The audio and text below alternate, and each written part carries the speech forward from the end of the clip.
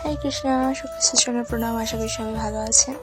তো এই ভিডিওটা হচ্ছে আমি এবং আমার বোনের মেয়ে, তাকে আমি মেয়ে ডাকি। তো তার সাথে একদিন আমরা গেলাম হচ্ছে ইসকন স্বামীবাগ মন্দিরে। তো আমার এক্সাম শেষ হয়ে গেছিলো, 3rd প্রফেশনাল এক্সাম। তো ভাবলাম যাই, এবং ওর অ্যাডমিশন এক্সাম ছিল চট্টগ্রামে। তো ও ভাবলো যে ভগবানের কাছ থেকে আশীর্বাদ নিয়ে আসবে। আসলে আমাদের লাইফে কিছু কিছু মানুষ থাকে যারা আসলে আত্মার চেয়েও বলে রক্তের সম্পর্ক কিছু বেশি, তাদের সাথে আমাদের আত্মার সম্পর্ক থাকে। তো এরকম একজন হলো আমার এই মেয়ে। আমাকে এত বেশি ভালোবাসে, তুই যে সে আমাকে পিৎজা ট্রিট দিল। তার খুব ইচ্ছে তার আন্টিকে সে খাওয়াবে।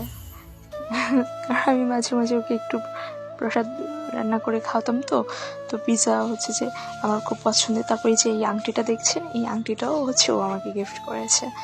তো আমরা পরে পিৎজা পেলাম।